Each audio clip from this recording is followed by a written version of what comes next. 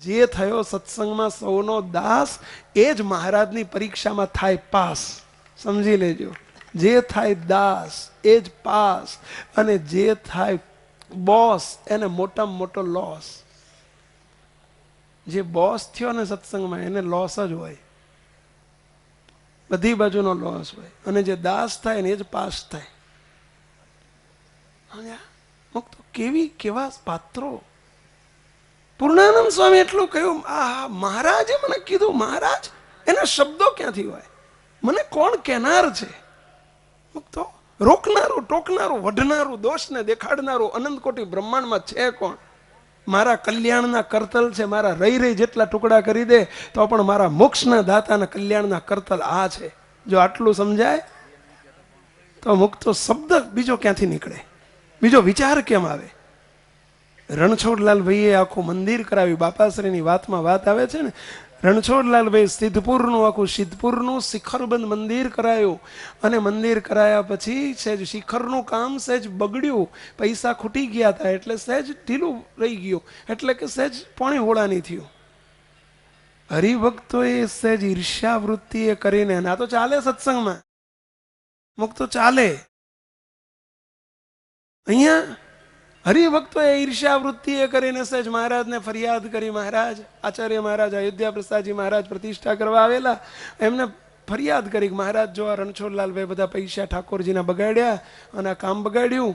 અને રણછોડલાલભાઈને મહારાજ શ્રી વઢ્યા, વઢીને કહ્યું કે હે તમે આ કામ બગાડ્યું, ઠાકોરજીના પૈસા બગાડ્યા, આ બધું મંદિર બગાડ્યું, આ બધું બગાડ્યું. ખૂબ આકરા થઈને વઢ્યા. રણછોડલાલભાઈ હાથ જોડીને એટલું જ બોલે, એટલે આખું શિખરબંધ મંદિરનો દાતા, અને હાથ જોડીને એટલું જ બોલે, સાંભળજો મહારાજ, ઠાકોરજીના રૂપિયા પહોંચ્યા એવું થયું. ઠાકોરજીના રૂપિયા, શબ્દ જોજો, ઠાકોરજીના રૂપિયા. કેવા દિવ્ય શબ્દો છે આ.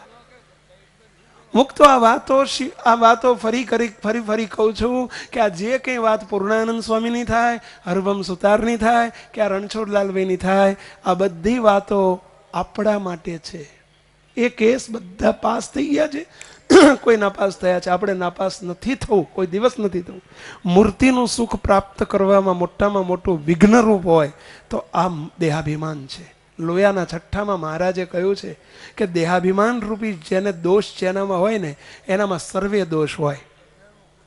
આખો અધર્મે સહિત, કુટુંબે સહિત એનામાં બધો સમાવેશ થઈ ગયો હોય. મુક્તો જેનામાં અહંકાર હોય, દેહાભિમાન હોય. મહારાજ કે શાહુકાર ચોર છે, કામી તો સારો, સત્સંગમાં નભ્યો જાય. કામી હોય ને તે મહારાજે એને કામીને વખાણ્યો છે, પેલા કરતા સુપીરિયર છે. કેમ કે કામી તો માફી માગી શકે, પ્રાર્થના કરી શકે, કગરી શકે, પશ્ચાતાપ કરી શકે, પરંતુ માની છે ને એ કોઈ દાડો હાથ નહીં જોડી શકે, માફી નહીં માગી શકે, અને એનું બહુ સાચવવું પડે. ભલા થઈને મહેરબાની કરીને હું શું છું, મહારાજે મને કેવી પ્રાપ્તિ કરાઈ છે, એના દાસ થઈને રહેવાય તોય ક્યાંથી મુક્તો. અયોધ્યા પ્રસાદજી મહારાજ વઢ્યા આટલું બધું, અને પછી આટલું કહ્યું કે મહારાજ ઠાકોરજીના રૂપિયા પહોંચ્યા, એટલું જ વાક્ય આપ્યું.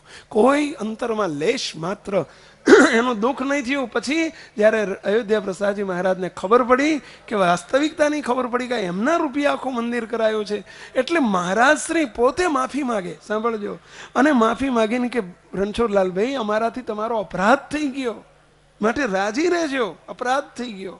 હું તમને વધારો વઢ્યો ને, વગર વાંકે વઢ્યો, અપરાધ થઈ ગયો. આ આચાર્યો જુઓ અને આ હરિભગત જુઓ.